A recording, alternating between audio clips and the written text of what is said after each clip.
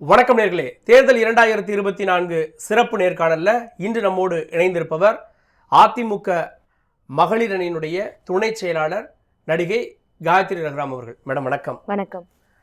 பாஜக இருந்தப்ப உங்களை பேட்டி கண்டிருக்கோம், விலகினப்ப பேட்டி கண்டிருக்கோம்.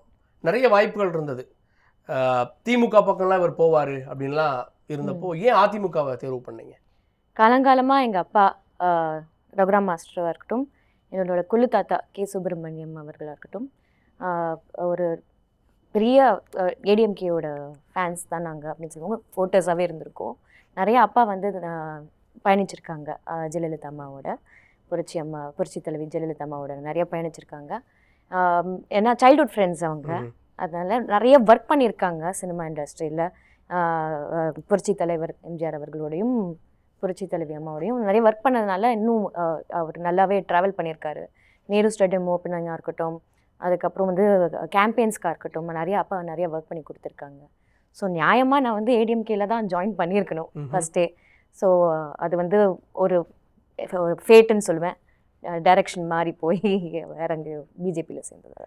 அதிமுக பாஜக இந்த கூட்டணி உடைஞ்சதுக்கு அப்புறமா பாஜகவில் இருக்கவங்கள அதிமுக பக்கம் இழுக்கிறது ஒரு ட்ரெண்டாக மாறி இருக்கு. அதில் தான் வந்து இப்போ நீங்கள் காயத்ரி ரகுராமாக இருக்கட்டும் சரி, நடிகை கௌதமியாக இருக்கட்டும் சரி, ஃபாத்திமா அலி இப்படி வரிசையாக போய் சேர்ந்தீங்க.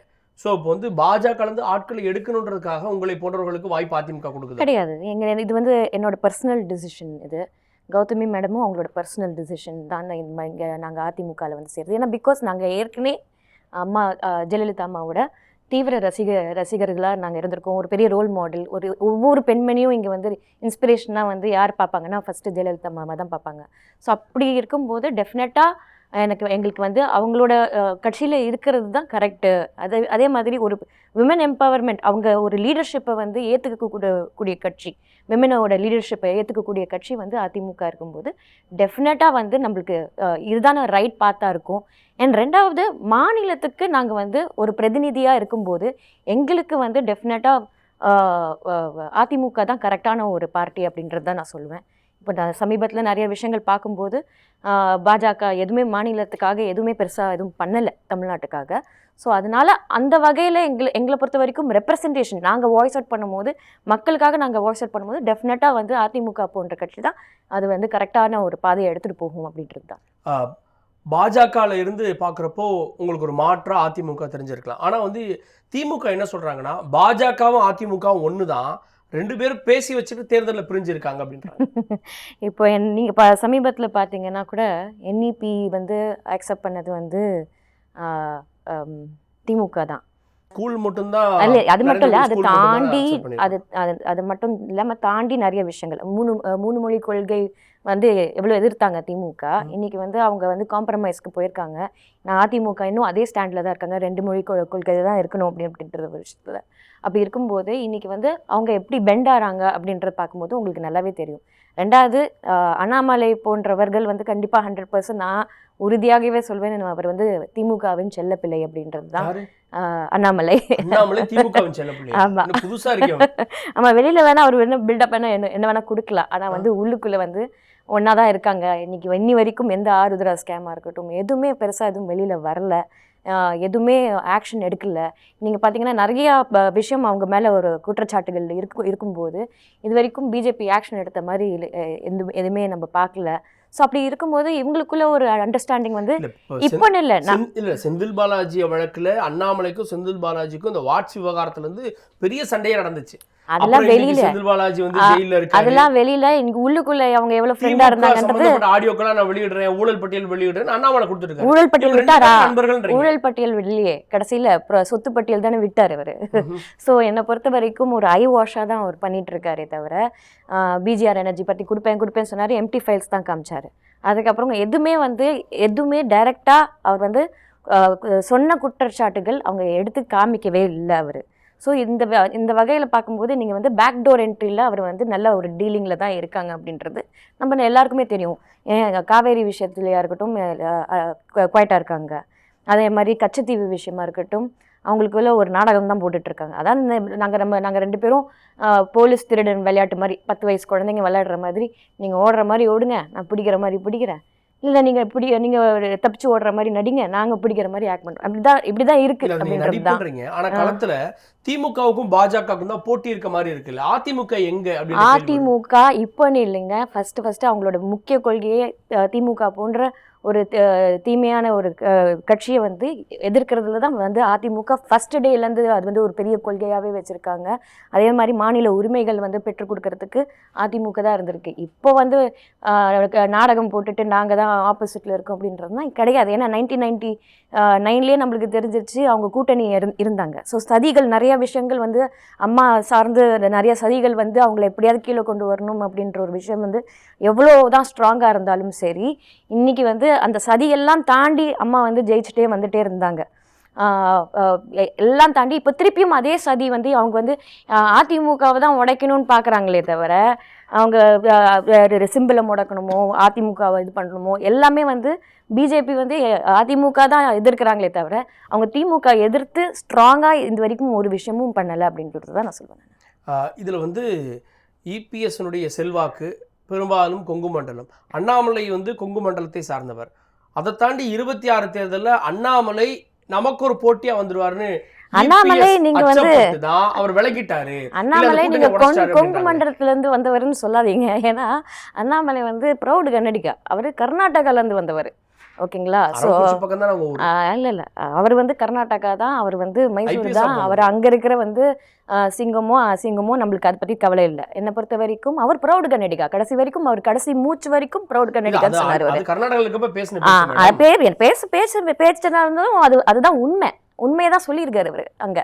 இப்போ வந்து இங்கே வந்துட்டு நான் வந்து கொங்கு மண்டலத்தோட கிங் மாதிரி அவர் ஆக்ட் பண்ணார்னா இல்லை, அப்படிலாம் கிடையாது. அவர் தமிழுக்காக அவர் என்ன போராடி இருக்கார், தமிழ்நாட்டுக்காக என்ன போராடி இருக்காரு. காவேரி வாங்கி தந்திருக்கலாமே. காவேரி இன்னைக்கு நதி நீரெல்லாம் இணைப்பேன் அப்படின்னு சொன்னது வந்து யார்? மோடிஜி. அப்படியே அது பண்ணலையே அப்படின்ற ஒரு கேள்வி வருது. ஸோ அதுக்கப்புறம் வந்து கச்சத்தீவு விஷயமா இருக்கட்டும், அதாவது பேசினாரா? எதுவுமே பண்ணலையே. இன்னைக்கு வந்து இந்த ஃப்ளட்டு வந்த விஷயத்துக்கு கூட நம்மளுக்கு வந்து நிதி வாங்கி கொடுங்க அப்படின்னு சொல்லும் போது கூட அதுக்கு கூட வந்து அண்ணாமலை ஒத்துழைப்பு கொடுக்கல. ஓகேங்களா? ஸோ எதுவுமே தமிழ்நாட்டுக்கு சார்ந்து அவர் எதுவுமே பேசுனது கிடையாது. ஸோ என்னை பொறுத்த வரைக்கும் அண்ணாமலை வந்து நீங்கள் வந்து தமிழ்நாட்டுக்காரர்னு சொல்கிறது வந்து தவிர்க்கணும் அப்படின்றத சொல்லுங்கள். செல்வாக்குன்றது இல்லை பாஜகக்கான செல்வாக்குன்னு வச்சுக்கோங்க, அது கொங்கு மண்டலத்தில் இருக்குது, குறிப்பாக கோவை போன்ற பகுதிகளில் இருக்குது, சவுத்தில் இருக்குது. அதிமுகவுடைய செல்வாக்கு அங்கே இருக்கப்போ தான் இந்த பிரச்சனை வருதோ? அப்படிலாம் கிடையாது. அதிமுக கொங்கு மண்டலத்தில் மட்டும் இல்லை, AIADMK is for Tamil Nadu and well established பார்ட்டின்றது வந்து எல்லாருக்குமே தெரியும். இந்த எலெக்ஷன்ல அப்படி கிடையாது. நீங்க பாத்தீங்கன்னா 21ல இருக்கலாம், ஆனாலுமே வந்து நீங்க இதுக்கப்புறம் நீங்க பாருங்க எப்படி இருக்க போகுதுன்னு. டெஃபினட்டா நீங்க நினைக்கிறது வந்து பிரேக் ஆகி இன்னைக்கு அதிமுக வந்து எல்லாருமே மக்கள் ஆசைப்பட்டு இவன் வேணும் நம்மளுக்கு ஏங்கிட்டு இருக்காங்க. இன்னைக்கு அதிமுகவோட ஆட்சி நம்மளுக்கு திருப்பி வேணும். ஏன்னா 4.5 வருஷம் மாண்புமிகு ஐயா எடப்பாடியார் ஐயா வந்து அற்புதமாக செஞ்சிருக்காரு அப்படின்ற ஒரு விஷயம் வந்து நம்ம எல்லாருக்குமே தெரியும் அப்படின்றது தானே சார். அதை தாண்டி இன்னைக்கு கூட்டணின்ற வர்றப்போ அதிமுகவை தனிச்சு விட்டுட்ட மாதிரி பார்க்கலையா? யார் அதிமுக கூட வர்றா?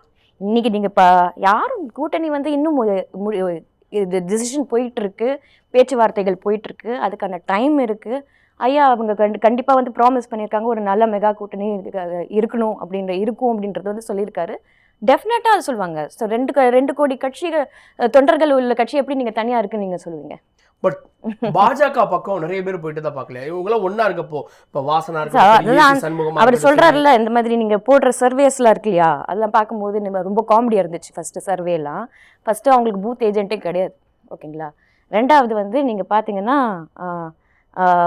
இப்போ 3.5% வந்து பிஜேபி இருக்குன்னா மிச்ச கட்சி எல்லாமே 1% பிச்சு போட்டு இப்போ வந்து அது வந்து ஒரு 11% அவங்களே கணக்கு போட்டுக்கிறாங்க. ஸோ என்னை பொறுத்த வரைக்கும் இப்போ இந்த எலக்ட்ரோ பாண்டு இஷ்யூக்கு அப்புறமும் அந்த மாதிரி ஒரு கரெக்டான பார்ட்டி கூட நம்ம இருக்கணுமான்றது முடிவு பண்ணிக்கோங்க அப்படின்னு தான் நான் சொல்லுவேன். நீங்கள் இந்த 3% எவ்வளோ ஆகுன்ற கேள்வி எழுப்புறீங்க. திரிபுரா போன்ற மாநிலங்களில் எதிர்கட்சியாக கூட இல்லாமல் டக்குன்னு பாஜக ஆட்சியை பிடிச்சிருக்கு. அது போன்ற ஒரு ஸ்வீப் இங்கே தமிழ்நாட்டில் வரும்னு நினைக்கிறாங்க. தமிழ்நாடு திரிபுரா கிடையாது. நம்ம தமிழ்நாடு டெவலப்மெண்ட் வந்து நீங்கள் திரிபுராவோட கம்பேர் பண்ண முடியுமா? முடியாது. ஸோ தமிழ்நாட்டுக்கு டெவலப்மெண்ட் கொடுத்தது வந்து அதிமுக தான் அப்படின்றது வந்து மோடிஜியே வந்து ஸ்டேஜில் வந்து சொல்லிக்கிட்டு போகிறார். ஸோ மோடிஜி வந்து யார் பேர் வச்சு அவங்க வந்து வாக்குகளை சேகரிக்கணும்னு ஆசைப்படுறாருன்னா எம்ஜிஆர் ஐயாவும் ஜெயலலிதா அம்மாவும் பேர் சொல்லிட்டு தான் வந்து வாக்கு சேகரிக்கணும்னு அவர் நினைக்கிறாரு. ஆனால் அது அவங்களுக்கு போகாது. அந்த வாக்குகள் எங்களுக்கு தான் வரும், அதிமுகவுக்கு தான் வரும் அப்படின்றது வந்து ஆணித்தரமாக நான் சொல்லுவேன் இங்கே. ஏன்னா அவங்க வந்து மிஸ்கால்குலேஷன் பண்ணுறாங்க. திரிபுராவை தமிழ்நாடு நீங்கள் வந்து கம்பேர் பண்ணிங்கன்னா அது ரொம்ப இருக்கிறதுலே தப்பான ஒரு விஷயம்.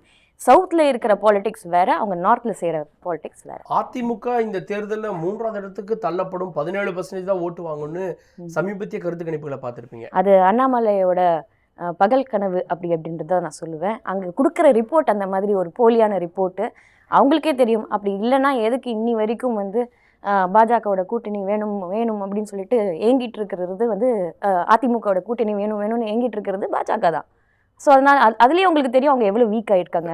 ரெண்டாவது இல்லை ஏங்கிட்டு இருந்தாங்கன்னு தான் நான் சொன்னேன். அவங்க வந்து நாங்கள் பேசிட்டு வார்த்தையில் இருந்தாங்க நான் சொல்லவே இல்லை, ஏங்கிட்டு இருந்தாங்க. தேவர் வெயிட்டிங். ஸோ ஸ்ட்ராங் டிசிஷனாக எங்களோட ஐயா வந்து எடுத்திருக்காரு. ஓகேங்களா? அப்படி இருக்கும்போது ஸ்ட்ராங் டிசிஷன் அவர் பாஜகவோட கூட்டணி நாங்கள் இருக்க மாட்டோம் அப்படின்றது வந்து தெளிவாக சொல்றதுக்கு அப்புறமும் தொடர்ந்து அவங்க வெயிட் பண்ணிட்டு இருக்கிறதா நம்ம எல்லாருக்குமே கேள்விப்பட்டிருக்கோம். முடிவு வந்து உங்களுக்கு ஒரு பிரைம் மினிஸ்டர் கேண்டிடேட் இல்லாம தேர்தல் ஒரு மொமெண்டம் இல்லாம பண்ணிருச்சோம். உங்களுக்கு தேவை நம்மளுக்கு தமிழ்நாட்டில இருந்து வந்து மக்களோட பிரதிநிதி. அதே மாதிரி அதிமுக யாரை வந்து கை காட்டுறாங்களோ அவங்க தான் பிரதமராக வரணும் அப்படின்றது தான் நாங்கள் ஒரு இது. ஸோ மக்களோட பிரதிநிதியாக இருக்கிற கரெக்டான ஒரு ஆள். இது வரைக்கும் அதிமுக பிரதிநிதித்துவம் இருந்ததுக்கு அப்புறம் தான் நிறைய டெவலப்மெண்ட் இங்கே வந்து சென்டர்லேருந்து இங்கே கொண்டு வரப்பட்டுச்சு. அதே மாதிரி இன்னைக்கு அதிமுகவோட பிரதிநிதித்துவம் இருந்ததுனால தான் இன்னைக்கு வந்து 11 மெடிக்கல் காலேஜும் அவங்க தான் கொண்டு வந்தாங்க. ஸோ அதனால அந்த வகையில் பார்த்தீங்கன்னா அதுக்கு காரணம் மோடியா லேடியான்ற கோஷம். இன்னைக்கு வந்து மோடியா எடப்பாடியான்னு கேட்பாரா? மோடியா எடப்பாடியான்னு கேட்பாரா? திரும்ப அந்த மாதிரி 37 தொகுதிகளை ஜெயிக்க முடியுமா யாரு? அதிமுகவால டெஃபினட்டா ஜெயிக்க முடியும். ஏன் ஜெயிக்க முடியாது? ஏன் பாஜக ஜெயிச்சிருப்பதா? எப்படி ஜெயிக்கும்? எந்த வடையை காமிச்சு நீங்க வந்து ஜெயிக்க போறீங்க? எந்த வடையை சுட்டு நீங்க ஜெயிக்க போறீங்க? அதெல்லாம் இங்க நீங்க அந்த பருப்பு இங்க வேகாதுதான் நான் சொல்லுவேன். நான் இதுல கூட்டணி கட்சிகளை பொறுத்த வரைக்கும் இப்போ வந்து சரத்குமார் உள்ளிட்டவங்கள பாஜகவோட பேச்சுவார்த்தைக்கு போனாங்க. ஆனா பாஜகவை பிடித்து மீண்டும் மோடி தான் பிரதமர் ஆவார்னு நம்பிக்கையில் அவங்கெல்லாம் தங்களை இணைச்சிக்கிட்டாங்க. ஸோ இப்போ பாஜக வந்து மற்ற கட்சிகளுடைய பார்வையில் வளர்ந்துருப்பதா பார்க்கலையா? கண்டிப்பாக கிடையாது. என்னை பொறுத்த வரைக்கும் பாஜக இங்கே வளர்ந்துருக்கு அப்படின்னு சொல்கிறது வந்து வெறும் அந்த பாவ யாத்திரையை வச்சுக்கிட்டு அவங்க வந்து எதுவும் சொல்ல முடியாது. பாவ யாத்திரை ஆமாம், அந்த பாவ யாத்திரை வச்சு ஒரு எதுவும் கிடைக்காது. ஏன்னா அங்கேயே வசூல் ஏகப்பட்ட பேர் மக்கள்கிட்டே வந்து வசூல் அளிக்க வந்து அந்த அளவுக்கு போயாச்சு. கூட்டத்துக்கு எவ்வளவு மோடி வந்த கூட்டத்தில் எவ்வளவு மக்கள் பார்த்தீங்களா? எங்க யார் கூட்டு பல்லடத்துல வந்தது, எங்கேருந்து கூட்டு வந்தாங்க? எல்லாம் வந்து அந்த ஃபேக்ட்ரிஸ்லேருந்து காசு கொடுத்து நீங்கள் வாங்க எல்லாமே வந்து நம்ம தமிழ்நாட்டு மக்கள் கிடையாது. எல்லாம் முக்கால்வாசி பேர் வட மாநிலங்களில் சேர்ந்தவங்க தான். அவங்க எல்லாருமே வந்துட்டு மோடிஜி பார்க்க போயிருக்காரு. அவங்க அவ்வளவுதான். சரி, அண்ணாமலைக்கு செல்வாக்கு வளரல அப்படின்னு உங்க பார்வை வச்சாலும் கூட மோடிக்கான அந்த ஆன்டி மோடி வேவ் வந்து தடைபட்டு இருக்கு. மோடி வந்தாலே கருப்பு புலன் விட்ட காலம்ல இன்னைக்கு கிடையாது இல்ல. அதுதான் நான் சொல்றேன். இன்னைக்கு திமுக வந்து அடி நமஸ்காரம் போட ஆரம்பிச்சிட்டாங்க பாஜகவுக்கு பயந்து அப்படின்றது நான் தெளிவாக சொல்லுவேன். அந்த அளவுக்கு எங்கள் அதிமுக தலைவர் கழக பொதுச் செயலாளர் ஸ்ட்ராங்காக வந்து இன்னைக்கு டிசிஷன் எடுத்து தைரியமாக பாஜகவை வேண்டாம் முடியாது நோ சொல்லக்கூடிய கட்சி வந்து அதிமுக. கடைசி நேரத்தில் வந்து நோன்றப்பதான் இவ்வளோ நாளாக கூட்டணியா இருந்தீங்க, இன்னைக்கு நோன்றப்ப நோ பட் எஸ் அப்படின்னு. ஏன்னா நம்ம மாநிலத்துக்கு அவங்க எந்தெந்த உரிமையெல்லாம் தேவைப்பட்டதோ அவங்க வந்து புறக்கணிச்சாங்க. இன்னைக்கு அது சரியா இல்லைன்னு போது கண்டிப்பா எங்களுக்கு கூட்டணி தேவையில்லைன்றது தான் அவர் முடிவெடுத்தார். ஓகேங்களா? ஸோ சிறுபான்மையினர் ஓட்டுகள் வந்து பாஜக இருந்தா வராதுன்றதான் கால்குலேஷன் கிடையாது. பாஜக வேண்டான்னு தான் எங்களோட கால்குலேஷன். அவ்வளவுதான். அதுக்கான காரணம் என்ன? எல்லாம் ஒன்னா இருக்கணும்னு அமித்ஷா சொல்றாரு. அதுதான் காரணமா? யார் ஒன்னா இருக்கணும்? OPS, EPS, தினகரன், அது அவங்களோட ஜாபே கிடையாது. அவங்க பார்ட்டிக்குள்ள அவங்க பார்ட்டில ஒன்னா இருக்காங்களா நீங்க ஃபர்ஸ்ட் பாருங்க. இப்போ இந்த எலெக்ஷன்ல நீங்க அவங்களுக்கு தெரியாது, மேபி வெளியில தெரியாது, உள்ள என்ன நடக்குதுன்னு நம்மளுக்கு தெரியும். ஸோ ஓகேங்களா? ஸோ அங்கே வந்து நீங்கள் ஒரு நட்டாஜி நடந்து போகும்போது கை காட்டும் போது இவர் வந்து அமுக்கி பிடிக்கிறதா இருக்கட்டும், அந்த ட்ராமாலாம் நம்மளாம் பார்த்துட்டு தான் இருக்கோம். அங்கேயும் மேலே வந்து ஒன்றும் ஹாப்பியாலாம் இல்லை. நீங்கள் எலெக்ஷன் டைமில் இன்னும் நிறைய சண்டைகள் பார்க்க போறீங்கன்றத நான் சொல்லுவேன். சிறுபான்மையினர் ஓட்டு எங்களுக்கு வரும்னு EPS வெளிப்படையாக சொல்கிறாரு. அது எப்படி ஒரு நாள்ல டிரான்ஸ்ஃபர் ஆகும்? ஒரு தொடர்ச்சியான பாஜக எதிர்ப்போ ஒரு நாள் கிடையாது. நீங்கள் வந்து நீங்கள் நல்லா பார்த்தீங்கன்னா புரட்சி தலைவர் எம்ஜிஆர் அவர்களாக இருக்கட்டும், புரட்சி தலைவி ஜெயலலிதா அம்மாவாக இருக்கட்டும், நீங்கள் இன்னைக்கு டிரான்ஸ்ஃபர் ஆகிற ஒரு ஓட்டு கிடையாது. அது வந்து எப்பவுமே வந்து சிறுபான்மையருக்கு வந்து கொடுத்துட்டே இருந்த ஒரு விஷயம். பாஜகவோட கூட்டணி போனதுக்கு அப்புறமா அது குறைஞ்சிருச்சு. பாஜக கூட்டணி தான் சடனா வந்தது. ஓகேங்களா, சிறுபான்மையர் சடனா வரல. ஸோ சிறுபான்மையர் இங்கே மக்களோட மக்களாக நம்ம இங்கே ஒன்றா தான் வாழ்ந்துட்டு இருக்கோம். ஸோ பாஜக தான் சடனாக வந்த ஒரு கட்சி அப்படின்றது தான் நான் சொல்லுவேன். அது 1980s தான் தொடங்கிய கட்சி அது. ஸோ 1996லேருந்தே வந்து அதிமுகவை பிரேக் பண்ணணும்னு கூட ஒரு நிறைய சூழ்ச்சிகள் இருந்த ஒரு கட்சி. ஸோ அவங்க வந்து என்னை பொறுத்த வரைக்கும் பாஜக தான் சடனாக வந்திருக்கே தவிர சிறுபான்மையர் வந்து எப்பவுமே அதிமுகவோட தான் இருந்திருக்காங்க. இப்போ சிறுபான்மையர் ஓட்டு வந்து முழுக்கவே அதிமுக பக்கம் வரும் நம்ம. டெஃபினட்டாக வரும். விஜயகாந்த் உள்ளிட்டவங்களோடலாம் பேச்சுவார்த்தை நடத்தின அதிமுக இன்னைக்கு மன்சூர் அலிகான் பேச்சுவார்த்தை நடத்த வேண்டிய நிலைமை. மன்சூர் அலிகான் என்ன அவர் ரொம்ப என்ன கேவலமா நீங்க அவங்கள வந்து அண்டர்எஸ்டிமேட் பண்றீங்க. எதுக்கு நிரூபிக்கிறாரோ இல்லையோ ஆதரவு கொடுக்குறாரு, அவ்வளவுதான். ஓகேங்களா, ஆதரவுன்றது மனுஷங்க, அவங்கள எனிபடி நம்ம ரெஸ்பெக்ட் கொடுக்கணும். அவர் என்ன மன்சூர் அலிகான் அந்த நீங்க அந்த மாதிரி அது தப்புங்க. சீட்டு கேட்கறது என்ன தப்புங்க? யார் வேணா சீட்டு கேட்கலாம், யார் வேணா கூட்டணிக்கு வரலாம், யார் வேணா பேச்சுவார்த்தை. ஒரு இடம் கிடைக்காதான்னு பல கூட்டணி கட்சிகள் அண்ணாமலையே அங்க தலைவரா வச்சிருக்காங்க. அது அப்போ அந்த மாதிரி ஒரு கேவலமான ஜாப் பண்ணக்கூடிய ஆளே வந்து அங்க தலைவரா வச்சிருக்காங்க. அது நீங்க சொல்லுங்க, ஆமா, ஆடியோ வீடியோ ஹனி ட்ராப் பண்ணக்கூடிய ஒரு நபர் தான் அங்க வந்து தலைவரை வச்சிருக்கும் போது இதுல வந்து அவர் தான் பொறுப்பு. அவரே வந்து வாயால சொல்லியிருக்காருல்ல, சார் இது வெளியில விடுங்க, அவங்க வந்து இது இந்த ஹனி இந்த வீடியோ வெளில விடுங்கன்னு சொன்னது யார்? அண்ணாமலை தானே. ஸோ என்னை பொறுத்த வரைக்கும் நீங்கள் வந்து அண்ணாமலையே அங்கே வந்து நான் அப்படி தான் சொல்லுவேன். ஏன்னா அண்ணாமலையே ஒரு தலைவராக வச்சு நீங்கள் வந்து கூட்டணிக்காக பாவம் பெரிய பெரிய தலைவர்கள்லாம் போய் அண்ணாமலைக்கு போய் சலாம் போடுறது பார்க்கும்போது ரொம்ப காமெடியாக இருக்குது அப்படின்னு தான் நான் சொல்லுவேன். அந்த அண்ணாமலையை அமித்ஷாவும் மோடியும் வந்து தட்டி கொடு பெரிய ஆளா பாக்குறாங்க, தட்டி கொடுக்குறாங்க, பாராட்டுறாங்க. நம்ம யாருமே மோடியை தட்டி கொடுக்கலையே. நம்ம இங்கே யாராவது மோடிக்கு ஓட்டு போட போகிறாங்களா? இல்லையே. தமிழ்நாட்டுக்கு எதுக்கு மோடி? தேவையில்லையே. தமிழ்நாடுக்கும் மோடிக்கும் என்ன சம்மந்தம்? ஸோ என்னை பொறுத்த வரைக்கும் மோடி அண்ணாமலை தட்டி கொடுத்தா என்ன, தட்டி கொடுக்காட்டி நம்மளுக்கு என்ன, அவ்வளோதான். என்னை பொறுத்த வரைக்கும் அண்ணாமலை இஸ் என்ன சொல்கிறது, incapable and very very disgusting person, ஒரு இன்ஹியூமன் பர்சன் அப்படின்னு தான் நான் சொல்லுவேன். பட் அதனால அவர் இன்னைக்கு கிரவுட் சேர்க்குது இல்லையோ, இல்லை யங்ஸ்டர் இருக்குது. கிரவுடு யாருங்க என்ன இப்படி அவர் கிரவுடு சேர்த்தாரா இல்லை கிரவுடில் போய் நின்றுக்கிட்டாரான்னு நீங்கள் ஃபஸ்ட்டு யோசிச்சிங்க. கிரவுடு சேர்த்தாரா, கிரவுடில் போய் நின்றுக்கிட்டாரான்னு பாருங்க. ஸோ என்னை பொறுத்த வரைக்கும் அவர் க்ரௌட் எங்கே இருக்கோ அங்கே போய் நின்றுட்டார், அவ்வளோதே தவிர இவர் க்ரௌடெலாம் சேர்க்கல. இவருக்காக யாரும் க்ரௌடும் கூட்டு வரல. நம்மளும் எத்தனையோ எம்டி சேர்ஸோட பேசுனதெல்லாம் நம்ம பார்த்துருக்கோம் வீடியோஸு. ஸோ இதில் என்னை பொறுத்த வரைக்கும் அண்ணாமலை வந்து இன்னைக்கு வந்து ஒரு பெரிய ஒரு காமெடி தான் அப்படின்னு நான் சொல்லுவேன். இந்த தேர்தல்ன்றது மோடி வேணுமா வேணாமா, இந்த ரெண்டுக்குமே அதிமுக பதில் இருக்கா? ஒன்று வேணும் இல்லை வேணாம்? கண்டிப்பாக மோடி வேண்டாங்க. அதில் அதிமுக உறுதியாக இருக்கு. நான் சொல்கிறேன் மோடி வேண்டாம். மோடி வருவாரா, வின் பண்ணுவாரா அப்படின்னா என்னை பொறுத்த வரைக்கும் கோயிலேஷன் அப்படி தான் வரும் அப்படின்றது தான் நான் சொல்லுவேன். இந்த வாட்டி எலெக்ஷனே டிஃப்ரெண்ட்டாக தான் இருக்கும் அப்படின்றது தான் நான் சொல்லுவேன். நம்ம டிவியில் பார்க்குற சர்வே வேறு, ஆனால் மக்கள் மத்தியில் வந்து என்னை பொறுத்த வரைக்கும் 200 to 220 to 250 270 தான் அவங்க வந்து இன்றைக்கி வந்து இந்த வாட்டி எடுக்க போகிறாங்கன்றது வந்து நான் ஓரளவுக்கு ஒரு ஸ்டடியில் வந்து நான் பார்த்துருக்கேன். ஸோ என்னை பொறுத்த வரைக்கும் அவ்வளோதான் அவங்க எடுப்பாங்க. இந்த 400 500ன்னு சொல்கிறதெல்லாம் வந்து இப்போ இன்றைக்கி வந்து media power, social media power எல்லாமே அவங்க கையில் இருக்கிறதுனால இஷ்டத்துக்கு அவங்க சர்வே போட்டுட்ருக்காங்க. ஸோ என்னை பொறுத்த வரைக்கும் இவ்வளோ தான் வரும், கோயிலேஷன் தான் வரும். ஆனால் யார் அடுத்த பிரதமர் இந்த மாதிரி ஒரு கரப்ட் எலக்ட்ரோ பாண்ட் வந்து அலோவ் பண்ணி இல்லீகல் டொனேஷன்ஸ் எல்லாம் எடுத்துக்கிட்டு நீங்கள் அந்த மாதிரி ஒரு கரப்ட் லீடரை நம்மளுக்கு தேவையா பிஎம்மா அப்படின்றது வந்து மக்கள் முடிவு செய்வாங்கன்னு நான் சொல்லுவேன். இப்போ அதிமுகவோட ரெட்டலை சின்னத்துக்கே பிரச்சனை ஏற்பட்டிருக்குதா பார்க்கலையா? கண்டிப்பாக கிடையாது. அதிமுக ரெட்டலை வந்து எப்பவுமே வந்து அதிமுகவுக்கு தான், அது வந்து எந்த டவுட்டும் கிடையாது. நான் தான் அதிமுகன்னு இபிஎஸ் கோர்றாரு. சூரியமூர்த்தி போட்ட கேஸில் நோட்டீஸ் அனுப்பியிருக்காங்க இபிஎஸ்க்கு. அது இப்போ கோர்ட் பார்த்துக்கும் லாயர்ஸ் இருக்காங்க, அதுக்கான லாயர்ஸ் இருக்காங்க, அவங்க பார்த்துப்பாங்க. ஸோ டெஃபினட்டாக அதிமுகவுக்கு தான் ரெட்டலையே தவிர அதிமுக கிட்டேருந்து பிரித்து போயிட்டு அங்கே பாஜகவுக்கு வந்து சலாம் போட்டுக்கிட்டு உட்காந்துட்ருக்கு, அதிமுகவை வீழ்த்தணும் அப்படின்னு சொல்லிட்டு முதுகில் குத்திட்டு அங்கே போய் உட்காந்துட்ருக்கிற வேற யாருக்குமே போயிட்டு அந்த ரெட்டலை போய் சேராது அப்படின்றது தான் நான் சொல்வேன். இந்த தேர்தல் வந்து அதிமுகவுக்கு ஒரு பெரிய அக்னி பரீட்சையாக பார்க்கலையா? ஏன்னா இபிஎஸ் தலைமையாக முழுமையாக ஒற்றை தலைமை ஆனதுக்கப்புறம் நடக்கக்கூடிய முழு தேர்தல், இதில் கொஞ்சம் பிசுறுனா கூட அதிமுக தலைமைக்கே சிக்கல்ல. தேவையில்லையே, அதான் சொல்கிறேன், மக்கள் வந்து அதிமுக பக்கத்தில் இருக்காங்க. இதில் எதுக்கு நாங்கள் பிசுறணும், எதுக்கு பயப்படணும், எதுவுமே அவசியம் இல்லை. ஏன்னா நல்ல ஆட்சி கொடுத்த ஒரு கட்சி, நல்ல அட்மினிஸ்ட்ரேஷன் கொடுத்த கட்சி.